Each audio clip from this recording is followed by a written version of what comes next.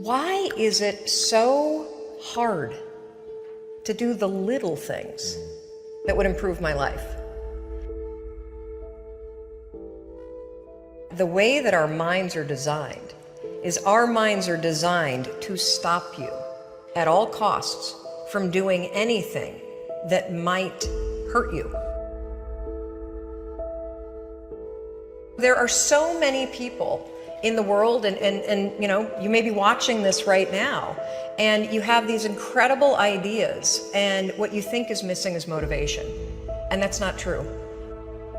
Because the way that our minds are wired, and the fact about human beings, is that we are not designed to do things that are uncomfortable or scary or difficult. Our brains are designed to protect us from those things because our brains are trying to keep us alive. And in order to change, in order to build a business, in order to be the best parent, the best spouse, to do all those things that you know you want to do with your life, with your work, with your dreams, you're going to have to do things that are difficult, uncertain, or scary, which sets up this problem for all of us. The one thing we have in this world is we can't control the events, but we can choose what to focus on, we can choose what things mean, and we can choose what to do. Those three choices, those three decisions really control our life. You can always make a decision. That's always in your control. Staying with somebody that treats you like garbage is a decision. It is. Staying at a job that you hate is a decision. Staying in the body that you are not proud of is a decision. Is it going to be easy? No, it's not going to be easy to change. It's simple. It's your job to push yourself. It's not the smartest people who achieve success. It's the people who procrastinate less, make fewer excuses, as they take actions every day towards the goals that they want to achieve. Indecision is the thief of opportunity. Indecision means the door is still closed. Indecision means the opportunity waits. Indecision means what could be is postponed or may never be. If you want to be successful in anything in life, never leave the sight of setting a goal without doing something that commits you to fulfillment. The next morning, the alarm goes off, and I pretended NASA was there. It's the stupidest story. I literally went 5, 4, 3, 2, 1. I counted out loud, and then I stood up. And I'll never forget standing there in my bedroom. It was dark, it was cold, it was winter in Boston. And for the first time in 3 months, I had beaten my habit of hitting the snooze button. There were moments all day long,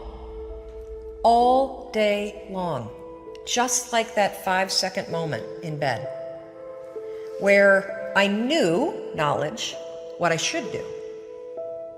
And if I didn't move within 5 seconds, my brain would step in and talk me out of it. Every human being has a 5-second window, might even be shorter for you. You have about a 5-second window in which you can move from idea to action before your brain kicks into full gear and sabotages any change in behavior. Your life is what you think it should be. That's exactly what you are right now. You are what you thought you should be. And if you don't like who you are, you got to change what you think you should be. What you think is more important than what you do. And so if you want to change, you got to work on this attitude bit. Decide, commit, act, succeed, repeat. The one thing that all the greats have in common is they sweat the small stuff. They pay very, very close attention to every detail.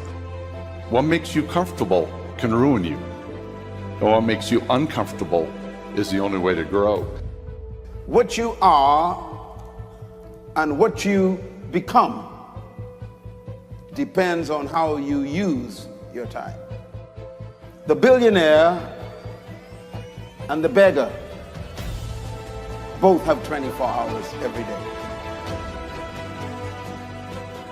The old and the young, the black and the white, the Indian and the Asian are all given the same amount of time every day.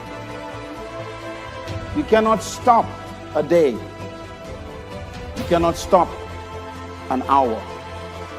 But you can control how it will be used. Your life comes down to your decisions, and if you change your decisions, you will change everything.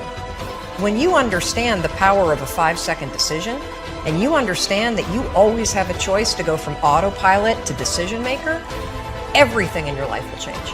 You will be a different negotiator, you will be different in sales, you will be unstoppable in the gym, because you will realize the amount of garbage that you put in the way of your hopes, of your dreams, of your potential, of your confidence, of your courage. Everything comes down to the decisions that you make. Take ownership. Take extreme ownership. Don't make excuses. Don't blame any other person or any other thing. Get control of your ego. Take ownership of everything in your world, the good and the bad. Take ownership of your mistakes. Take ownership of your shortfalls. Take ownership of your problems. And then take ownership of the solutions that will get those problems solved. Take ownership of your mission. Take ownership of your job, of your team, of your future, and take ownership of your life. The first source of inspiration is deciding. Second source of inspiration is planning. And now, here's a big source of inspiration, beginning. Getting started. Actually turning thought and the notes on the paper, the plans, actually now committing it to action. Getting started. I'm a humongous believer that ideas are and that execution's the game. Well, I think the one thing that discipline definitely does help you with is it helps you get things done.